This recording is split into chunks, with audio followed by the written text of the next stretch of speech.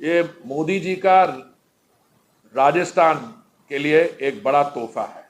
उन्होंने इसका 2018 में इसका उद्घाटन किया, शिलान्यास किया।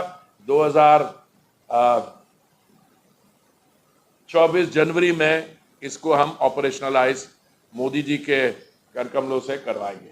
तो this was the, I have given you a broad thing, और ये this reflects make in India. आपको मैंने बताया वो जो पेट्रोकेमिकल जो हमारी इंपोर्ट्स है 95,000 करोड़ की, यहाँ से जो पेट्रोकेमिकल बनेंगे उसमें हमारी 26,000 करोड़ की सेविंग होगी। और जो यहाँ से जो direct employment, indirect employment, all these I have told you. I have also given you a general picture. मेरे पास मसाला तो बहुत है और मैं तैयारी करके आया था आपके साथ गपशप लगाने की, पर मुझे लग रहा है कि समय जो है मेरा, बताइए साहब।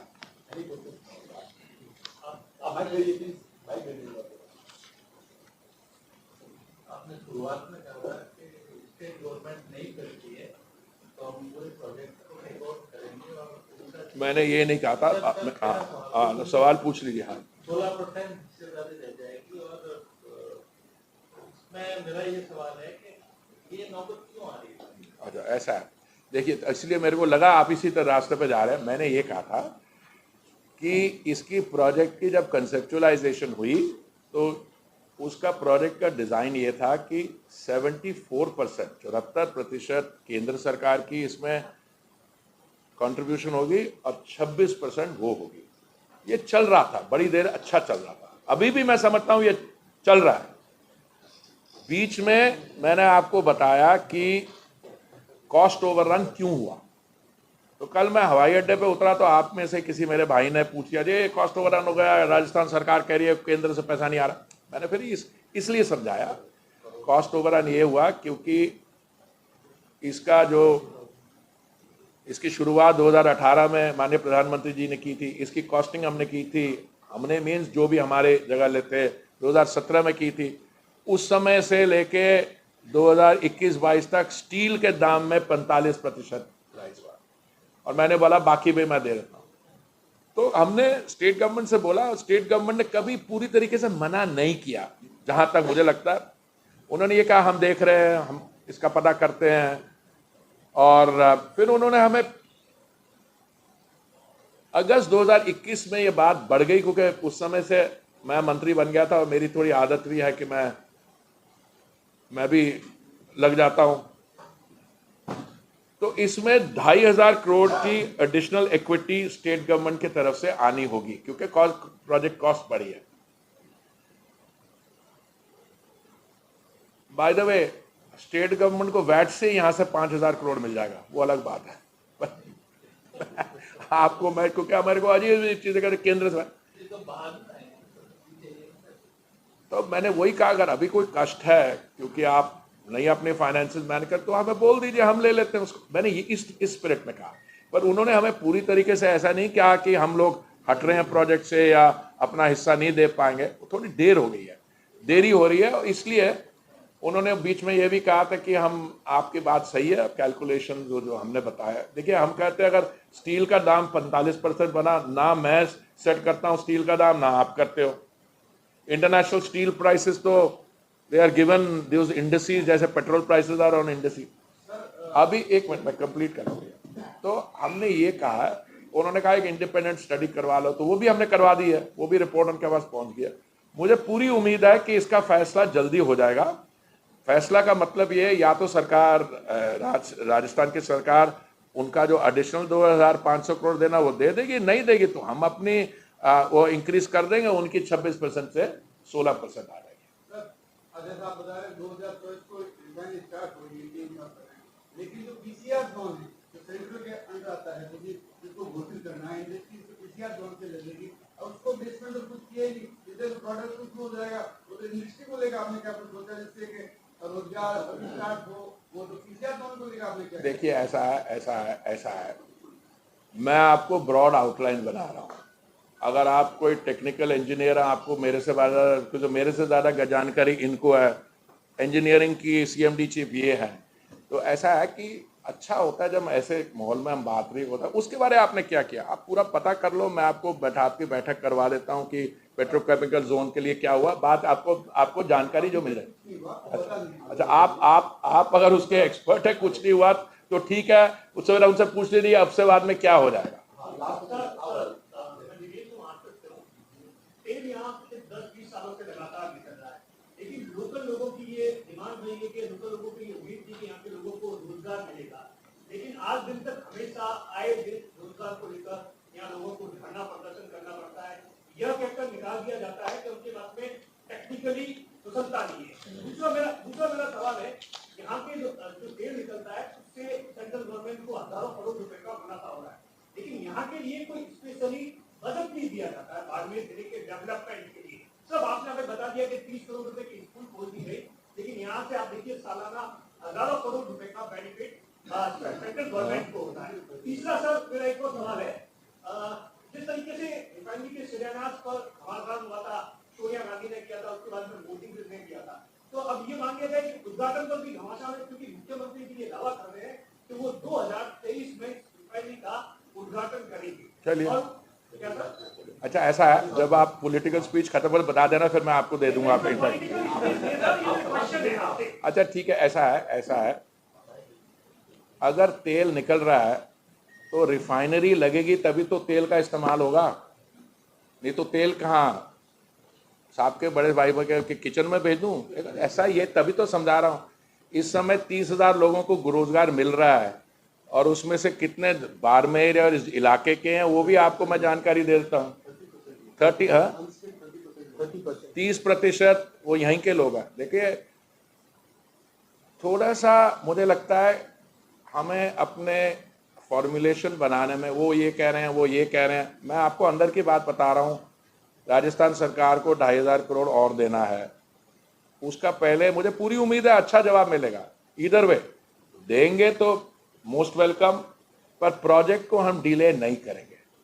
आप बड़े वरिष्ठ पत्रकार, आप उनसे पूछिए कि अगर आप 2,500 करोड़ दे नहीं रहे हो और उद्घाटन करने जा रहे हो प्रोजेक्ट का नवंबर तक, वो कैसे होगा और कौन सी भाषा में होगा, वो पूछ लेना आप उनसे। हाँ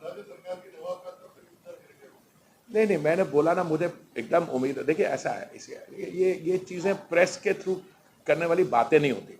अगर जब मैं उतरा जोधपुर हवाई अड्डे पे और मुझसे ये सवाल नहीं पूछे जाते तो मैं शायद इसको जिक्र ही नहीं करता, पर मुझे लगता है कि नहीं, मेरे को फीडबैक मिला। देखिए, मैं भी अभी 40 साल तो किसी और मैं प्रोफेशन में रहा है, मेरे को मंत्री बने भी 5.5-6 साल होने वाले हैं।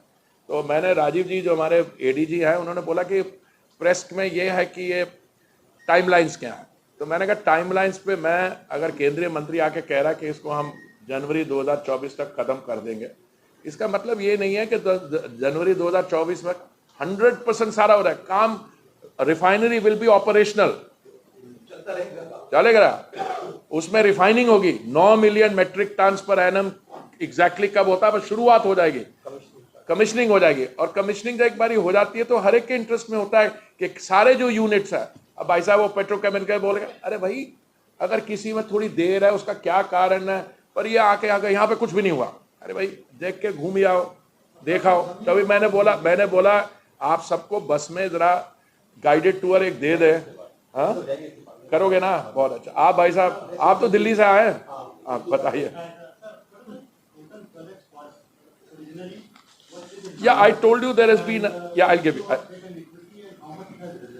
I'll tell you, yeah, the total cost. 1 minute. 1 minute. It has gone down to 72,000 crores. Huh? It has gone up from 43,000 to 72,000. All that I will give you. Yeah, that's all that. You know, even I don't go into those things because what happened, huh? Not change. 2:1. 2:1. 2:1. We'll give you all those details. We'll give you all. Yeah. You see, it was this calculations were done 2016-17, and at that stage, conventional wisdom felt that global prices would be within a range. So when you are importing packages, etc., there is something you can't. I took a very good look at it because I became minister, if I remember, in July 21. It was one of the first challenges I had to face. How did this happen? Then I went into it in very detail. Our finance people looked at it, and there is a reason. There is a basis on which it's all indexed.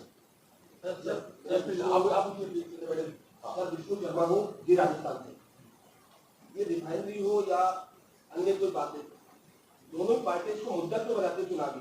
क्योंकि पहले सोनिया गांधी ने, जैसे इन्होंने भी कहा, और अब petrol diesel की बात कहते हैं कि साहब दाम केंद्र सरकार नहीं कम कर रही। आपने कहा कि स्टेट गवर्नमेंट अगर अपना टैक्स कम कर दे तो पेट्रोल डीजल के दाम कम हो सकते दूसरे राज्यों की तुलना में। वो कहते हैं कि केंद्र ही कम कर दे तो अपने आप कम हो जाए। और क्रूड ऑयल जो अंतर्राष्ट्रीय मार्केट में डाउन हो गया, कुछ भी नहीं हो। मेरा भाई ऐसा है, मैंने, आप तो शुरू से बैठे हो, आप लेट नहीं आए हो मीटिंग में, मैंने शुरू से कहा है कि मैं कुछ इंट्रोडक्टरी कमेंट्स इसलिए दे रहा हूं क्योंकि मुझसे ये सवाल आज सुबह मेरे को बोला हम लोग इसमें इंटरेस्टेड होंगे, इसलिए दिया। मुझे इसको कोई बनाने के तैयार नहीं, कोई मेरे को मुद्दा बनाने का चक्कर नहीं है। मैं देश भर में जाता हूँ, मैं असम में जाता हूँ, नॉर्थ ईस्ट में जाता हूँ, मैं पंजाब में गया था, वो बठिंडा रिफाइनरी में, कोई ऐसी बात नहीं होती। क्योंकि आपकी राज्य सरकार की तरफ से ये बातें उठी तो मैंने, I thought it my responsibility कि मैं उसका अब हमारे जो सही फैक्ट्स है आपके सामने पेश करूं। That's all. ये तो दिल्ली ब्रिगेड है भाई। हाँ,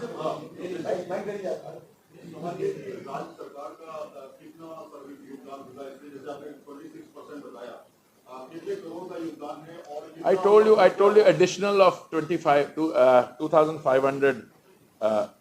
Yeah, total will I can give you that also. Yeah, I'll just give it to you. अरे मैं बताया ना, जो कितना दे, कितना उनका बनता है, उनका अगर टोटल कॉस्ट अगर है 72,000 करोड़, उसका 26% उनको बनना, कितना दे चुके हम आपको फिगर दे देंगे।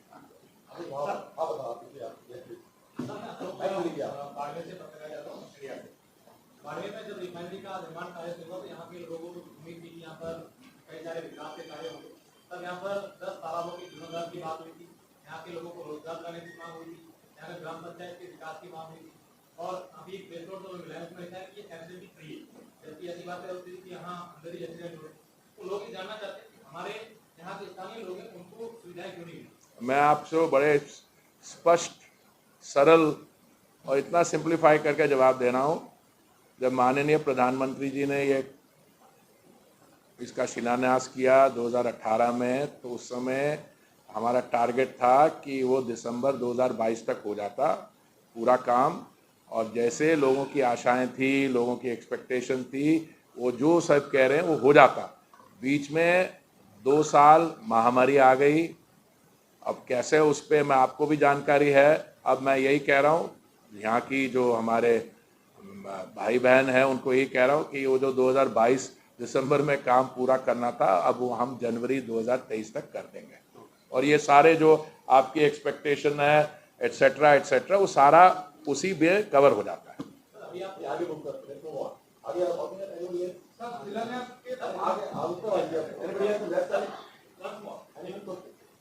अभी सर आपने प्रेस कॉन्फ्रेंस में बात की कि यहाँ पर 30 करोड़ रुपए की स्कूल का निर्माण किया जाए, जबकि आसपास यहाँ के स्थानीय पत्रकार होने के नाते हमने कहीं पर भी निर्माण होते हुए नहीं देखा। क्या ऐसा हो रहा है? अरे भैया, अगर मैं कह रहा हूँ या तो मेरी बात मान लो, नहीं तो आ जाना। मैं स्कूल में जब शुरू होगा मैं आपको साथ ले चलूंगा। अगर कोई आपके बच्चे की उम्र ज़्यादा होगी, ग्रैंड चिल्ड्रन, उनको भर्ती भी करा देंगे वहाँ पे। नहीं और यार, और एक दो और। अच्छा यार, अच्छा। अरे मैं तो था ही नहीं मंत्रालय में, विजिट कहाँ से कर लेता। हाँ, पहली। हाँ। 5 साल बाद में। अरे मेरे भाई, मैं तो मंत्रिमंडल, अच्छा सुन ले मेरी बात। अच्छा सुने यार, आप क्या पॉलिटिकल कार्य करते हो या प्रेस वाले हो? अच्छा ऐसा है, प्रधान जी आए थे, नहीं आए? अच्छा सुन लो पहले जानकारी का। अगर मैं पेट्रोलियम मिनिस्टर नहीं था तो मेरा आना बनता नहीं। और जो मेरे बड़े भाई थे, मेरे छोटे भाई थे प्रधान जी, वो आए भी थे, तो फिर हो गया। और शिलान्यास में नहीं आए थे, उसके बाद आए थे यार, आए थे। अच्छा वो डेट दे देंगे कौन से दिन आए, फोटो भी भेज देंगे आपको। खासकर के अगर हम रोजगार से इधर बात करें, स्कूल और तमाम चीजों, पेट्रोल और डीजल के दामों पे भी कुछ असर होगा आम लोगों तक इसकी पूरी रिफाइनरी तैयार होने के बाद, और उस पर पड़ोसी राज्य पर कुछ असर पड़ेगा? भाई साहब ऐसा है, रोजगार पे जो डिस्कशन है, मेरे पास समय ज़्यादा होता तो मैं आपको बताता बजट में एग्जैक्टली क्या क्या मोदी जी ने बोला। मैंने बोला 33% कैपिटल एक्सपेंडिचर बढ़ाया है, 7.5 लाख करोड़ से 10 लाख करोड़ ले जाए। कैपिटल एक्सपेंडिचर का क्या मतलब होता है? आप उसको इंफ्रास्ट्रक्चर प्रोजेक्ट बनाएंगे, इंफ्रास्ट्रक्चर प्रोजेक्ट बनाएंगे तो क्या होगा, स्टील लगेगा, सीमेंट लगेगा, हमारे जो लोग कंस्ट्रक्शन इंडस्ट्री में काम करते वो करेगा। मैं क्योंकि हाउसिंग अर्बन अफेयर्स मिनिस्टर हूँ, हमने एक बार एक एनालिसिस की थी कि 1 लाख अगर हम प्रधानमंत्री आवास योजना में हमारे बिलो पॉवर्टी लाइन या इकोनॉमिकली वीकर सेक्शन के लिए, बंधुओं के लिए हम मकान बनाते हैं तो उसमें इकोनॉमिक रोजगार कितना मिलता है, वो सब स्टडी है। इसलिए मैं कह रहा हूँ एक रिफाइनरी बनने से देश में कितना होगा, मैंने बोला ये तो 9 million metric ton per annum produce करेगी। ऑलरेडी हमारे पास 250 million metric ton per annum की कैपेसिटी रिफाइनिंग की है, हम इसको 330 पे ले जा रहे हैं, यहाँ पे भी 9 से लेके बढ़ेगा। पर जब तक रिफाइनरी बनेगी नहीं, ये जो बातें हम कर रहे हैं ऑपरेशन, अभी भी 30,000 लोग काम कर रहे हैं यहाँ पे, जिसमें 30% लोग यहाँ है, लोकल हैं, बाकी होगा कंट्रैक्टर्स हैं यहाँ पे। अब जैसे टोयो इंजीनियरिंग है, वो जापान की कंपनी है, एक अभी इटालियन कंपनी मिल गई, वो जाके अपना तय करते हैं। अब कॉन्ट्रैक्ट में हम ये नहीं कर सकते, हम उनको एडवाइस करेंगे। और अभी भी जब हुआ कि भैया अब रिफाइनरी यहाँ पे आप अपनी तरफ से कोशिश करिए ज्यादा से ज्यादा लोग यहाँ से एम्प्लॉय हो। Okay, how are we doing on time?